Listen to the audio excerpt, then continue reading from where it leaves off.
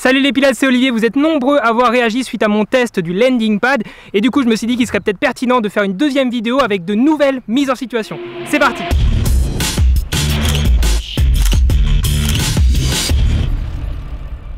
Alors avant de commencer, je vous demande plein de petits pouces bleus en l'air s'il vous plaît pour le magnifique stade que je vous ai trouvé pour ce test. C'était pas évident d'en trouver un qui soit accessible comme ça. Regardez la magnifique pelouse qu'on a.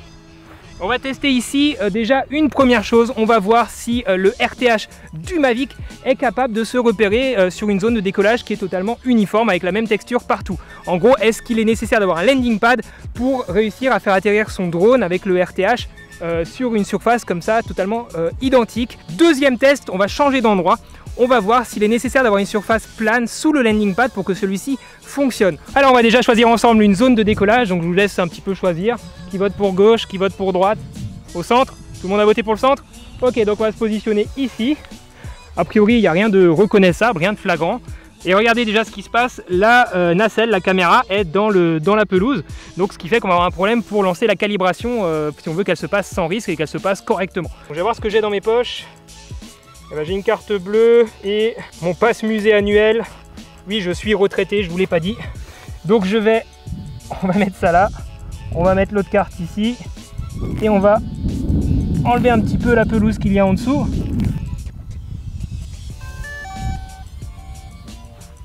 Parfait. J'enlève les deux cales. Et a priori, je suis bon. L'herbe ne touche pas, j'ai l'impression.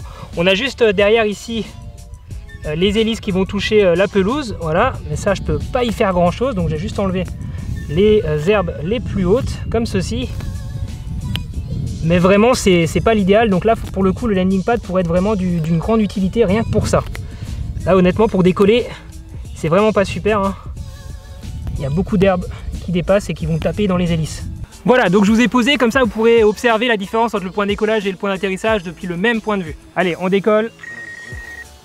Alors déjà je peux entendre que les hélices tapent dans la pelouse et que j'ai donc l'alarme que vous entendez sur ma télécommande qui me signale qu'il y a donc un obstacle devant. Ok, le drone a décollé. Donc là il est à 17 mètres d'altitude, c'est largement suffisant pour qu'il se repère. Je vais l'éloigner et je lance la fonction Return Home.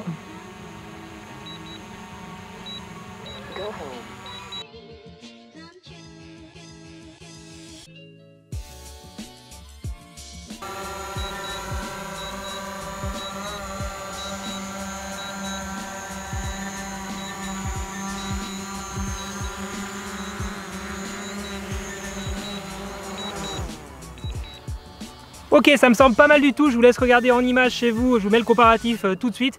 On va voir le décalage qu'il y a entre les deux, à mon avis ça se joue à quelques dizaines de centimètres d'écart maximum. C'est très honnête et on va voir s'il y a une différence maintenant avec le landing pad que je vais tout de suite chercher. Alors je vais vous poser ici, voilà.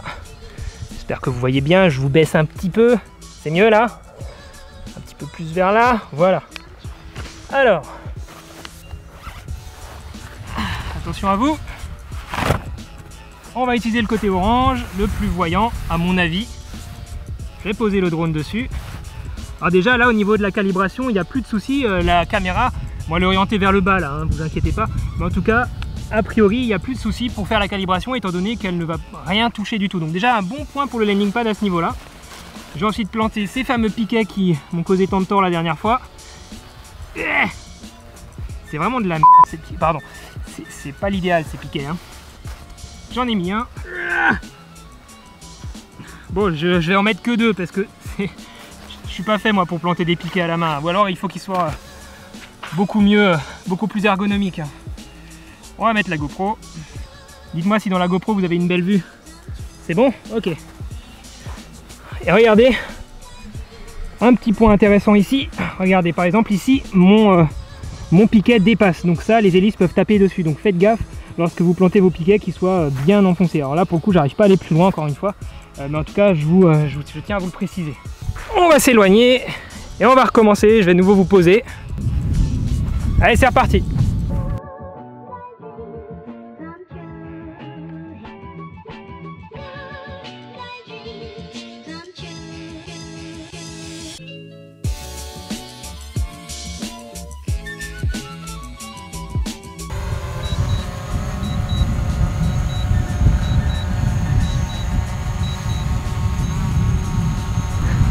Incroyable, la télécommande me dit que le drone ne peut pas atterrir parce que la surface n'est pas sécurisée pour l'atterrissage. C'est quand même incroyable, regardez quand même où est-ce qu'il refuse d'atterrir. Alors peut-être que c'est à cause de la GoPro, donc je vais enlever la GoPro. J'ai éloigné la GoPro, on va relancer l'opération. Donc je vais atterrir par moi-même. J'ai repositionné le drone et on recommence. On est reparti.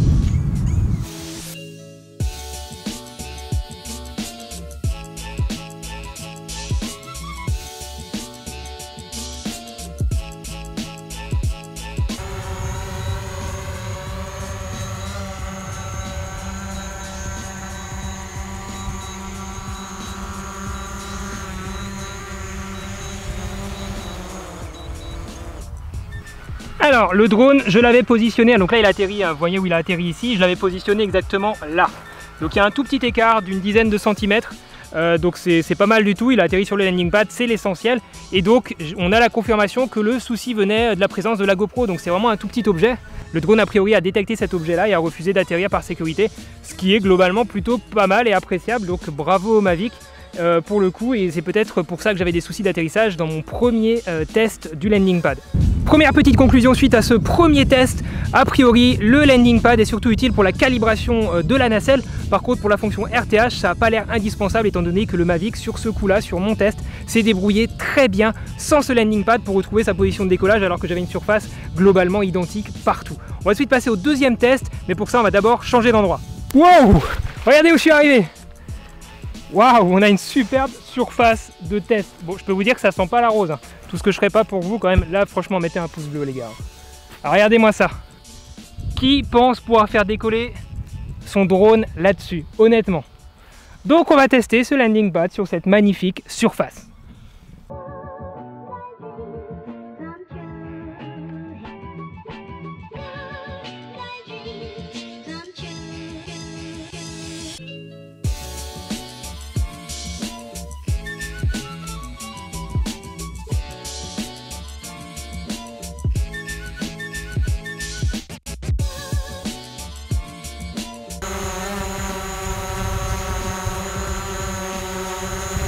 Il refuse.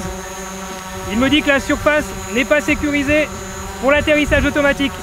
Donc c'est un échec, je vais juste le faire atterrir par moi-même parce que là je pense qu'il n'y a pas de souci.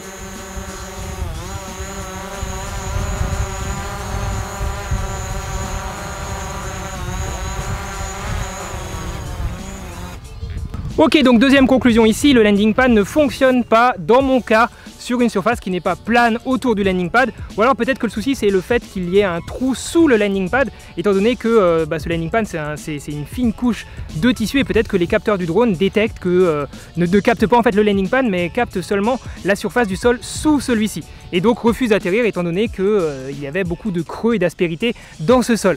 Voilà, donc résultat encore une fois mitigé pour ce landing pad. Pour le coup ça n'a pas fonctionné, j'ai pas testé la surface noire, savoir si elle fonctionnait mieux que la surface orange.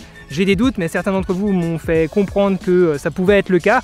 Donc j'attends vos retours là-dessus, faites le test chez vous, parce que moi en fait je m'arrête là au niveau des tests ici en tout cas, parce que honnêtement, mettez plein de pouces bleus s'il vous plaît, rien que pour en mémoire à mes magnifiques chaussures qui sont maintenant ruinées, je pense que vous le voyez sur l'image, regardez-moi ça. En ce qui me concerne, je suis donc plutôt partagé quant à l'utilité de ce landing pad. Dites-moi vraiment ce que vous en pensez dans les commentaires. Partagez-moi votre expérience puisque moi j'ai fait des tests qui ne sont pas forcément hyper concluants. En même temps, je les ai poussés un petit peu dans l'extrême. Donc voilà, partagez-moi votre expérience dans les commentaires. Dites-moi ce que vous en pensez. Dans quel cas vous arrivez à utiliser un landing pad et dans quel cas vraiment c'est utile pour vous, ça m'intéresse.